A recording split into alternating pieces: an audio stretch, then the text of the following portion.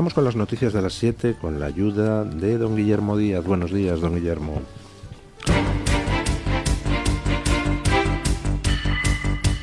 Luis del Pino es Radio Libertad. Hola, muy buenos días y cordial saludo para todos. Comenzamos con la información de este miércoles 22 de enero contándoles que Donald Trump, en su segundo día como presidente de los Estados Unidos, ha despedido a la jefa de la Guardia Costera. La almirante Linda Fagan es la primera oficial militar de alto rango en ser despedida bajo la nueva administración. En el comunicado donde se anuncia su relevo no se exponen los motivos de la decisión. Sin embargo, fuentes del Departamento de Seguridad Nacional aseguran que Fagan fue removida por no abordar las amenazas fronterizas, permitir demoras y sobrecostos en los programas de rompehielos y helicópteros de la Guardia Costera y poner un enfoque excesivo en las políticas de diversidad e inclusión que desviaron recursos y atención de los operativos bajo su mando. Bueno, pues Donald Trump ha empezado la tarea de limpieza de cargos de la administración. Vamos, nada que no suceda aquí. El Partido Socialista, según llega al poder, pues pone en la calle a todos los altos cargos del Partido Popular. Luego llega el PP al poder y mantiene a cargos socialistas y tal, pero bueno, dejando aparte esa asimetría curiosa, el Partido Socialista entra a saco en la administración para poner a su gente y hacer las políticas que ellos quieren. Donald Trump está haciendo exactamente lo mismo y ha comenzado por despedir a relevante gente nombrada por Biden. Por ejemplo, al chef José Andrés le ha puesto en la calle. Era jefe de no sé qué comité asesor nombrado por Biden y Trump pues le ha enseñado la puerta y le ha invitado a marcharse. No me explico por qué, hombre. ¿Por qué echa al pobre chef José Andrés? Simplemente porque sea un activista del Partido Demócrata que no oculta sus afinidades políticas. El chef José Andrés, bueno, pues está envuelto en diversas polémicas, por ejemplo, a raíz de saberse que su ONG pues tenía en Gaza contratados a algunos que resultaron ser terroristas de Hamás, ¿no? No quiere decir eso, por supuesto, que el chef José Andrés fuera consciente de ello, pero el caso es que pues siempre está en el lado de la historia progre. Entonces, bueno, pues está en su derecho y nadie se lo va a discutir, pero claro, tampoco le va a mantener Trump en la Casa Blanca siendo un activista del Partido Demócrata. A la jefa de la Guardia Costera pues la ha puesto en la calle porque, bueno, era una almirante encargada por Biden del tema costero y en lugar de dedicarse a combatir la inmigración, pues se ha dedicado a impulsar las políticas DEI, las políticas de diversidad, igualdad, inclusión, todas esas mamarrachadas progre-woques. E igual que esos, pues está procediendo a despedir a otros activistas del Partido Demócrata colocados en la administración y está procediendo a contratar a quienes van a llevar en su gobierno todos los asuntos. Se calcula que contratará unas 4.000 personas para ponerlas en distintos puestos de la administración y llevar a cabo las políticas que ya han quedado esbozadas en toda esa primera tanda de órdenes presidenciales que van desde el tema energético hasta el tema de leyes trans, hasta el asunto del antisemitismo, etcétera, etcétera, etcétera. Luego les comentaremos algunas de las cosas que Trump ha aprobado y que tienen bastante miga. Pero déjenme que les hable de un tuit de Marco Rubio, que ya saben que es el primer miembro del gobierno de Trump que ha sido confirmado por el Senado, además por unanimidad. Marco Rubio es el nuevo secretario de Estado, es decir, ministro de Asuntos Exteriores, y ha puesto un tuit agradeciendo a Trump la nominación y diciendo cuáles son las condiciones que Trump le ha puesto para su labor. Y resulta importante el tuit, porque indica el espíritu de la nueva administración americana. Escuchen. El nuevo secretario de Estado de los Estados Unidos, Marco Rubio, quien, por cierto, fue ratificado por unanimidad en el Senado, compartió un mensaje en sus redes sociales a manera de agradecimiento con el presidente Donald Trump por su nombramiento y compartió cuáles son las directrices que recibió por parte de él. El mensaje en su cuenta de Twitter es el siguiente: agradezco al presidente de los Estados Unidos la confianza que ha depositado en mí para desempeñarme como secretario de Estado. La dirección que ha dado para la conducción de nuestra política exterior es clara. Cada dólar que gastemos, cada programa que financiemos, cada política que apliquemos debe justificarse con la respuesta a una de estas tres preguntas. ¿Hace que Estados Unidos sea un país más seguro? ¿Hace que Estados Unidos sea un país más fuerte? ¿O hace a Estados Unidos que sea un país más próspero? Fíjense en las tres preguntas y la directriz de Trump a Marco Rubio. A partir de ahora, cada dólar que se gaste, cada decisión que se tome, debe ser porque haya una respuesta afirmativa a una de estas tres preguntas. Gastando ese dólar o tomando esa decisión, ¿va a ser Estados Unidos un país más seguro? ¿Sí o no? ¿Va a ser Estados Unidos un país más próspero? ¿Sí o no? Y la tercera pregunta: ¿va a ser Estados Unidos un país más fuerte? ¿Más fuerte, sí o no? Si resulta que vas a gastar un dólar o tomar una decisión y eso no va a hacer a Estados Unidos ni más seguro, ni más fuerte, ni más próspero, entonces no se gasta ese dólar ni se toma esa decisión.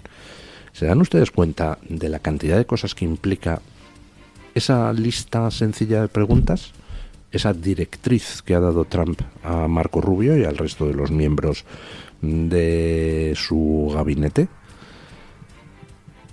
Quiere decir que quedan automáticamente excluidas todas las cosas que no hagan a Estados Unidos más próspero, más fuerte o más seguro. Por ejemplo, llega alguien con la mamarrachada climática. No, es que dentro de 250 años va a subir el nivel del mar 1 milímetro en el mundo porque... ala, macho, fuera, desfila. No vamos a gastar un euro en eso, ni vamos a tomar ninguna decisión pensando en eso, porque ni hace a Estados Unidos más fuerte, ni más próspero, ni más seguro. Llega alguien, no, porque las políticas de diversidad e inclusión, ala, chaval, fuera. ¿Hace eso a Estados Unidos más próspero, más fuerte o más seguro? No. ¿Es gastar dinero en mamarrachadas? Sí. Pues ala, descartado. Oiga, ¿no les encantaría a ustedes tener aquí un gobierno que hiciera lo mismo? Un gobierno que a la hora de gastar un solo euro o tomar una sola decisión, si hiciera esas tres preguntas: ¿va a ser España más fuerte gastando esto o decidiendo esto? ¿Va a ser más próspera? ¿Va a ser más segura? Vamos, ¿dónde hay que firmar para tener un gobierno que se mueva con ese criterio? Porque al final tenemos gobiernos que los estamos pagando con nuestros impuestos. Pero resulta que, en lugar de dedicarse a devolvernos el favor, legislando o actuando de forma que seamos más prósperos, más fuertes o más seguros, pues se dedican a saquearnos, a financiar basura en el exterior, a poner en marcha políticas que nos empobrecen, que nos hacen más inseguros. Oiga, ya está bien, ¿no? El gobierno se debe a sus ciudadanos, no a mamarrachadas planetarias, ni a élites de Bruselas, ni a nadie. El gobierno español se debe a los ciudadanos españoles. Ojalá un presidente de gobierno como Trump, que aquí impusiera esa condición a sus ministros. Aquí parece que la condición es justo la contraria. Solo se financia o solo se actúa para hacer a España más pobre, más débil y más insegura. Con lo cual la pregunta es: ¿para quién trabaja el gobierno español? Desde luego, para los españoles y para España no. Bueno, un ejemplo de esto aplicado a lo que ha pasado en La Dana, donde, insisto, espero que en el Tribunal Supremo se pongan en marcha las acciones judiciales para dilucidar la posible responsabilidad criminal del gobierno en la gestión previa y posterior a La Dana. Vamos a escuchar dos noticias, una referida a lo previo, otra referida a lo posterior. Vamos con lo previo. En cuanto a la tragedia sucedida el año pasado por el paso de la Dana en Valencia, se comprueba que el gobierno central se comprometió en el 2021 a iniciar las actuaciones para encauzar el Barranco del Pollo y la Saleta. Dos proyectos que se consideraron viables desde el punto de vista económico, social y ambiental, pero que finalmente se acabaron descartando por chocar con la ley de la huerta aprobada por el Ejecutivo de Chimo Puig. Según informa El Español, así se desprende de una respuesta parlamentaria a una pregunta que realizó hace 3 años en la Cámara Alta el entonces senador territorial de Compromís, Carles Mulet. En su respuesta, el gobierno reconocía haber elaborado ya un estudio para calcular el llamado coste-beneficio de las actuaciones. Aunque el escrito parecía dar luz verde a ambos planes en 2021, ambos acabaron de nuevo guardados en un cajón por falta de disponibilidad presupuestaria y problemas ambientales. Fíjense en cómo fue el asunto. El gobierno tenía sobre la mesa, recuerdan ustedes, desde 2005 la construcción de una presa en Cheste, que hubiera podido evitar en buena medida la catástrofe que hemos vivido en Valencia. Zapatero, ya saben ustedes, que se cargó todas las infraestructuras, todos los planes de desarrollo de las infraestructuras hídricas, así que eso debió de quedar en un cajón. Pero es que posteriormente, en 2021, el gobierno reconoció que tenía planes para encauzar el Barranco del Pollo, responsable de buena parte de las muertes de Valencia, y esos planes no se llevaron a cabo, a pesar de que eran viables, se había estudiado ya el coste-beneficio, etcétera. Pues porque no había dinero, no se quiso poner dinero para eso. Y ojo, la ley de la huerta de Chimo Puig resulta que lo hizo inviable por consideraciones medioambientales. Es decir, que cuando no son las mamarrachadas ecologistas del gobierno central las que impiden hacer cosas que hubieran evitado muertes, son las mamarrachadas ecologistas del gobierno valenciano anterior de Chimo Puig que impidieron hacer cosas que hubieran evitado muertes. La responsabilidad del falso ecologismo en las muertes de Valencia es prácticamente total. Sin todas las basuras que nos han vendido en nombre de un ecologismo mítico, no nos las hubieran vendido, se habrían hecho las infraestructuras hídricas que habrían impedido que en Valencia hubieran muerto más de 200 personas. El falso ecologismo mata, y cuanto antes lo asumamos, antes podremos barrer del panorama político a la gente que nos lleva a este tipo de situaciones. Pero es que la gestión posterior a la Dana, ya hemos comentado cómo, pues, según todos los indicios, el gobierno retrasó, puede que de forma deliberada, presuntamente de forma deliberada, la ayuda a Valencia. Y la ha seguido retrasando. No se ha hecho una apuesta por normalizar la situación tras la Dana lo más rápido posible. Y ya saben ustedes que hace unos días pues ha muerto un operario de una empresa de limpieza cuando se ha derrumbado parte de un garaje en el que estaba trabajando y que llevaba inundado 2 meses. Ese operario por 3 veces había avisado de que había que revisar ese garaje. Escuchen. Seguimos con la mirada puesta en Valencia porque sale a la luz que Antonio José, el operario muerto en Benetúser, pidió 3 veces que se revisara la seguridad del garaje donde falleció. Así lo ha explicado su hermano Vicente en una entrevista con El Español, donde además confirma que el fallecido tenía un hijo de 5 años. Vicente asegura que el edificio donde trabajaba su hermano no estaba en condiciones y que iniciará las acciones pertinentes para que se esclarezca todo lo sucedido. Asimismo confirmó que los hechos se presentaron a 10 minutos de terminar la jornada, que era el último día de su hermano antes de volver a Cartagena y que tenía previsto casarse con la que era su pareja sentimental desde hace 10 años. 3 veces avisó el operario de que aquello era peligroso. 2 meses estuvo el garaje inundado. Si alguno de ustedes ha tenido alguna vez alguna inundación gorda en su casa, pues sabrá qué tipo de destrozos y qué tipo de reblandecimientos introduce el agua en las estructuras. 2 meses inundado el garaje. ¿No se podía de verdad haber vaciado los garajes antes? ¿No se podían haber puesto más medios para normalizar en Valencia la situación? Sigue habiendo coches siniestrados en mitad de la calle. ¿En serio? ¿En el siglo XXI, en un país supuestamente moderno, no hay una mayor capacidad de respuesta? Hemos sabido que el gobierno acaba de presentar a Bruselas la solicitud de ayudas del Fondo para Emergencias. ¿Recuerdan ustedes la jugada? Sánchez en noviembre dijo que se había presentado. La alcaldesa de Valencia fue a Bruselas hace una semana o semana y pico, y allí se enteró de que no se había presentado nada y de que iba a acabar el plazo. Y entonces todas las terminales de Sánchez diciendo: es un bulo eso de que tal, porque el gobierno ha presentado una carta avisando de que iba a presentar la solicitud. Avisando de que iba a presentar la solicitud, ya. Pero no la había presentado. Y efectivamente, no la había presentado, la acaba de presentar ahora. Y ojo, porque resulta que avisa en noviembre de que va a presentar la solicitud y dice que es que ha apurado el plazo para así atar todos los extremos. ¿Atar todos los extremos con quién? Porque al gobierno valenciano no le ha consultado nada. ¿Con quién tenía que atar extremos? ¿Qué datos ha recabado para presentar la solicitud? Que ha hecho falta demorarse tanto porque había que atar todos los extremos.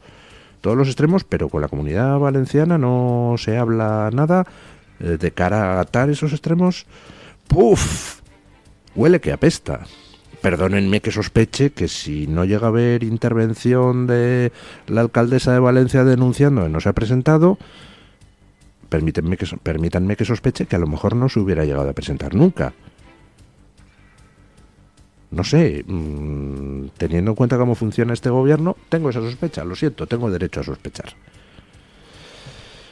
En fin, me parece muy bien que la familia del operario muerto vaya a emprender acciones legales para ver exactamente quiénes no tomaron las precauciones oportunas para que el garaje donde estaba ese operario trabajando en Benetúser fuera lo suficientemente seguro como para trabajar.